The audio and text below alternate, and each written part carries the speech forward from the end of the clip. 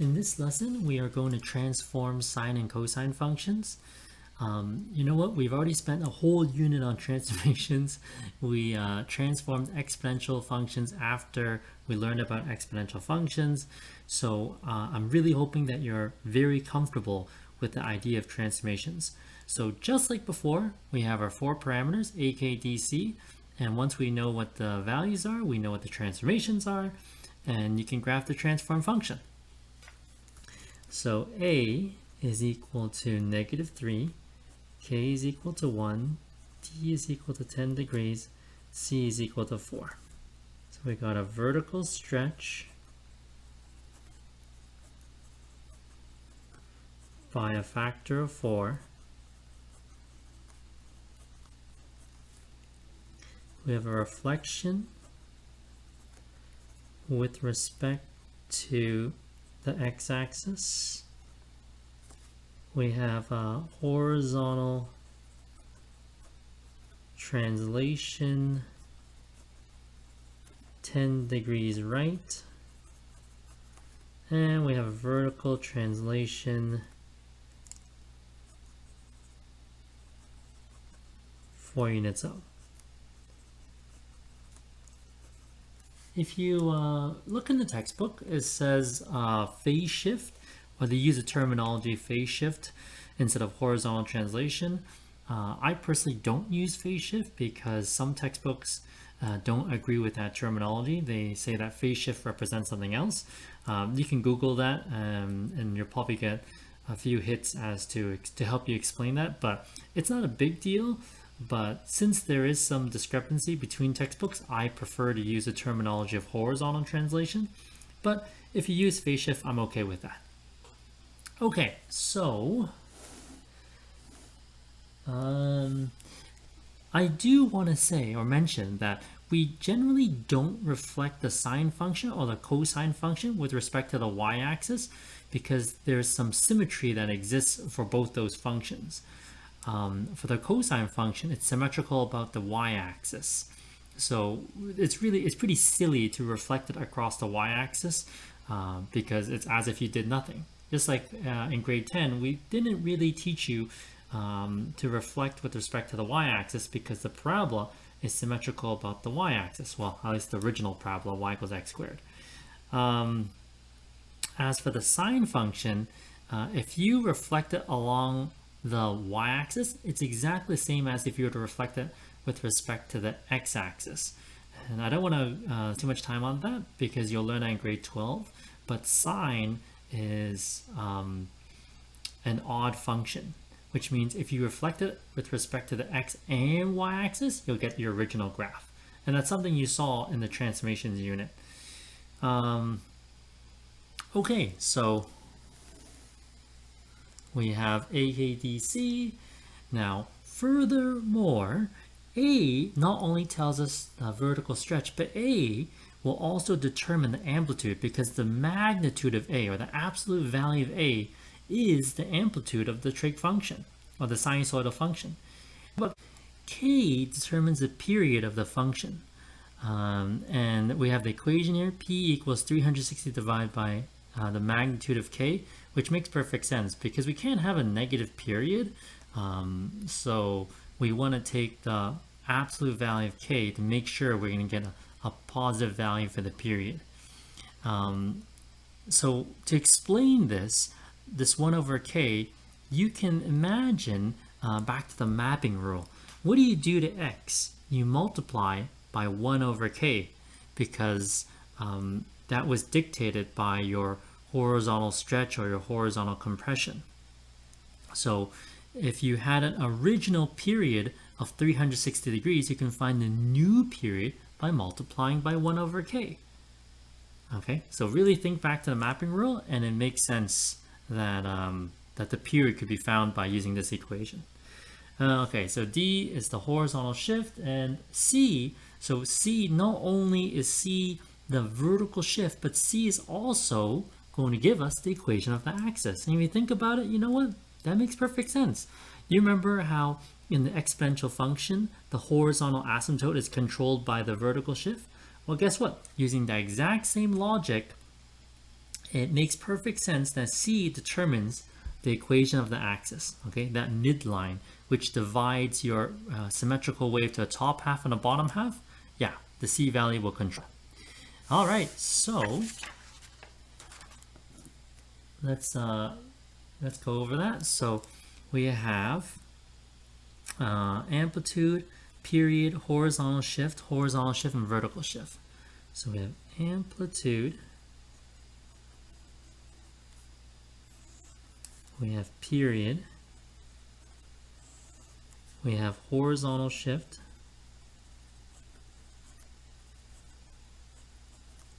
and we have vertical shift.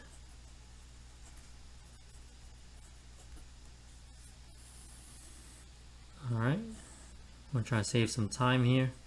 All right, so the amplitude for the first one is 1, for the second one is 2. Be careful, not -2. Half the distance between max and min value can't be negative, so it's +2. And +9, perfect, so far so good. What about the period? So K is 1, which means there's no horizontal stretch or compression, which means the period remains as 360 degrees. Ooh, K is 3 here. So that means you horizontally compressed it by a factor of 3. So you used to have a period of 360 degrees, but now you have a period of a third of that, 120 degrees. Or you can use the equation, 360 degrees divided by 3. All right, a K value of 5, so it's a horizontal compression by a factor of 5. So the period is now a fifth of what it used to be. So 360 divided by 5, 72 degrees. Yep. Horizontal shift. So this is 45 degrees to the right, 30 degrees left, and 150 degrees right. Vertical shift, 2 units up, 1 unit down, and 7 units up. All right, so let's write an equation of a sine function with the following properties. Okay, no problem. So amplitude of 5, which means the magnitude of A is 5. Ooh, a period of 720. So you can rearrange that formula, right? So the magnitude of K is 360 degrees over 720 degrees, which equals the half. So vertical shift is 3 up, so that means the C value is 3, and the horizontal shift 45 left, so D is negative 45 degrees. So we're going to put that all together.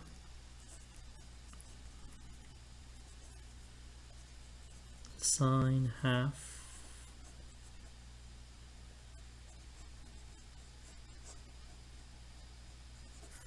So there are actually 4 possible equations we can write here. So we can actually make A to be +5 or -5, because I know the magnitude of A is 5. I don't know the value of A. So I'll give you another example.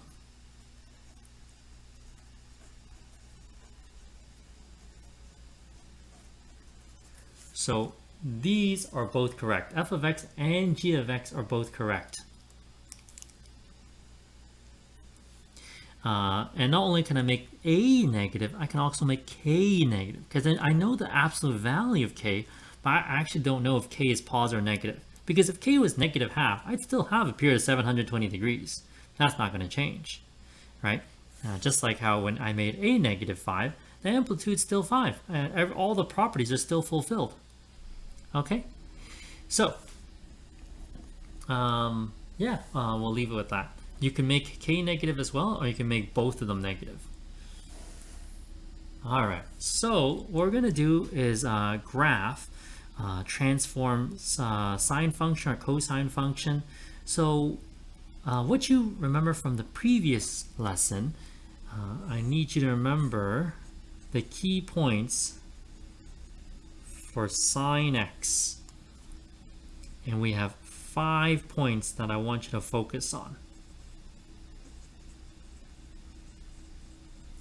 So I'm going to even sketch it out very quickly. And this was your homework from the previous lesson. Okay, that is what you should think of when you have when you're thinking of transforming sine. Okay, so you start in the middle, you go to max, back to middle, down to minimum, and then back to middle. Okay, what about cosine?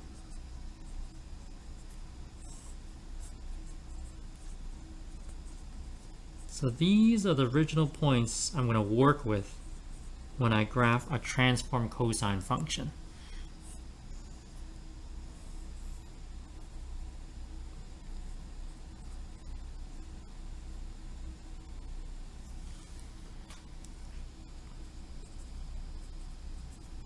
So cosine starts at the max, heads towards the minimum, and then back to the max.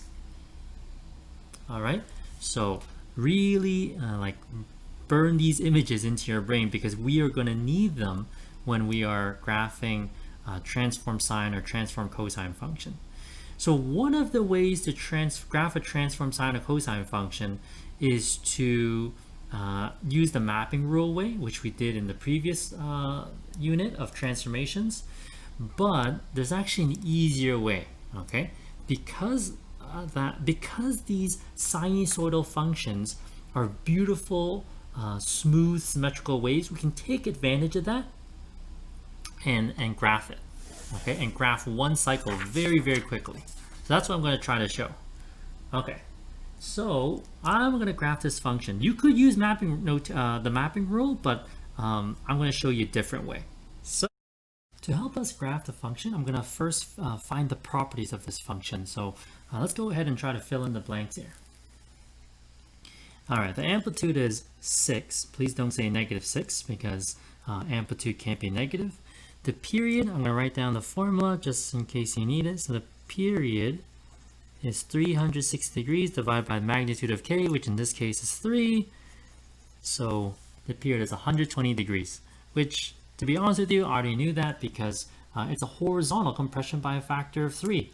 A horizontal compression by a factor of 3 means what your original period of 360 degrees now becomes 120 degrees.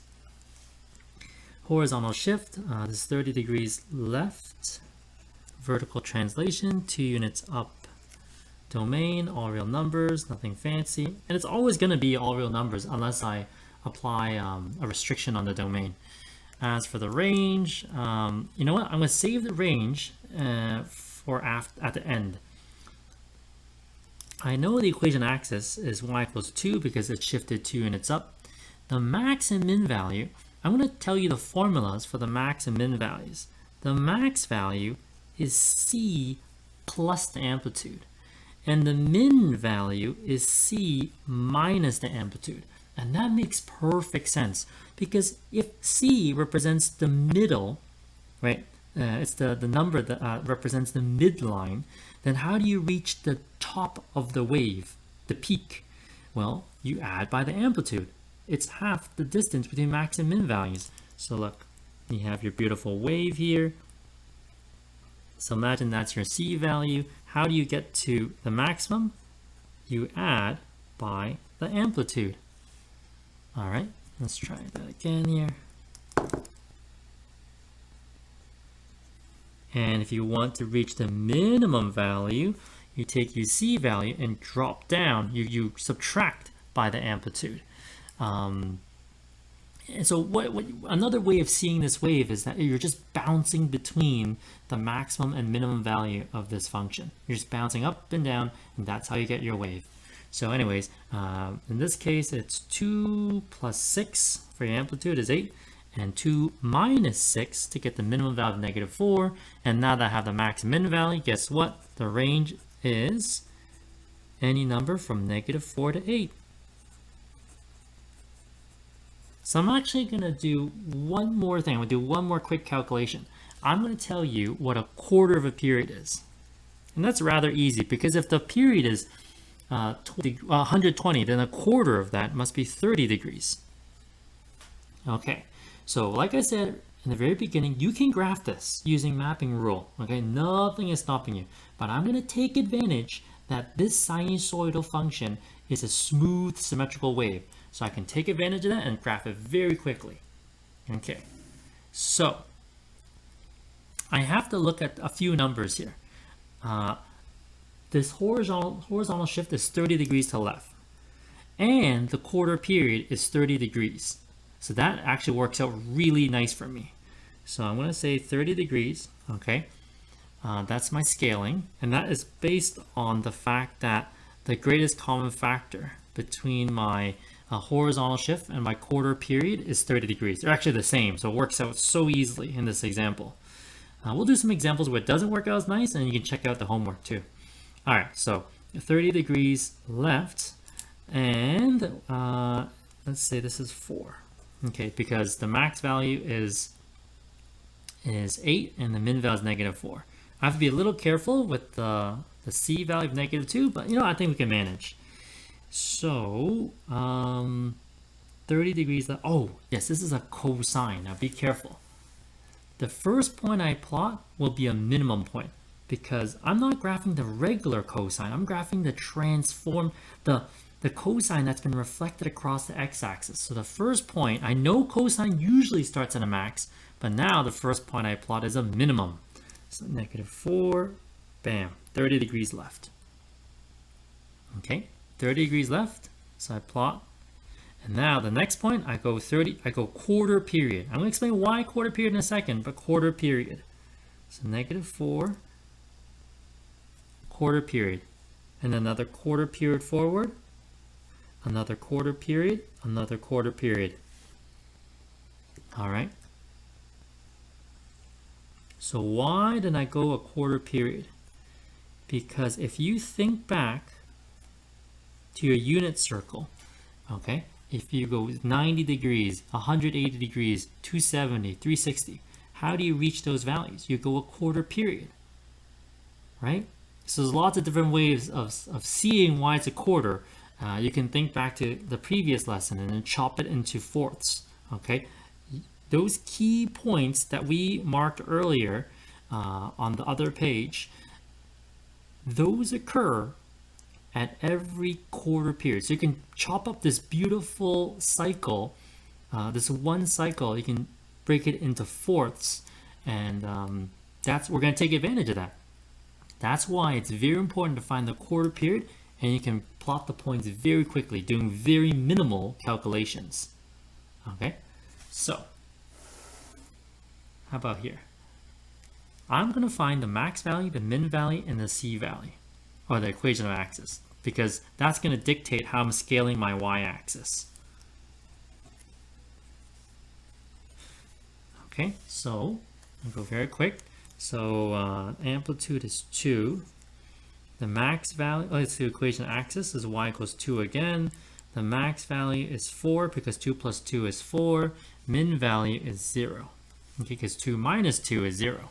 All right, I know how to scale my y-axis, but what about my x-axis? So the period, okay, is 360 divided by 2, which is 180. Because it makes sense, a horizontal compression by a factor of 2. So if the period is 180 degrees, then a quarter period is equal to 45 degrees. And what's the horizontal shift? Oh, 45 degrees to the right. Well, isn't that pleasant? You know what, like I said, if you want to look for some more interesting examples where the numbers aren't the same, just look in the homework, okay?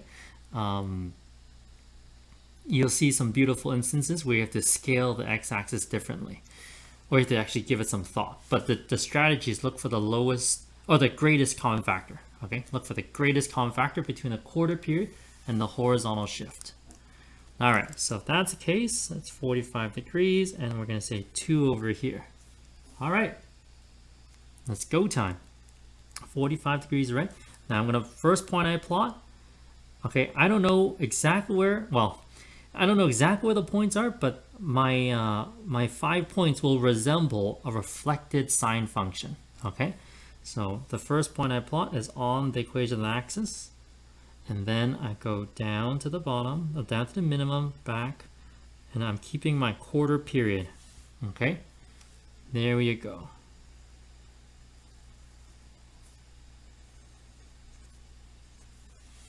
That's it. Okay, so you know what? I will fill in the blanks though. 2 units up. The range is bouncing between 0 and 4. So the reason why I didn't fill in the blanks is I just want to show you how easy it is. This strategy is going to save you some time because you don't really need the mapping rule as long as you take advantage of the fact that it's a smooth symmetrical wave. You can chop the cycle into quarters, and you can find the key points very easily. Okay. Unfortunately, the scaling was working out too well. You know what? Let's try to use our imagination. If this value here, if it was a 30-degree shift, okay, 30-degree shift, what I would do is this scaling on the x-axis would be 15 degrees. If this was 30 degrees to the right, and my quarter period is 45 degrees, what's the greatest common factor between 30 and 45? And the answer is 15. So look for the greatest common factor. The reason is because if you find the greatest common factor between the quarter period and the horizontal shift, you'll be able to plot all the points nicely. It's where the grid lines, well, if I had a grid, it'll be where the grid lines intersect. Okay. So that is a very nice way to graph transform sinusoidal functions.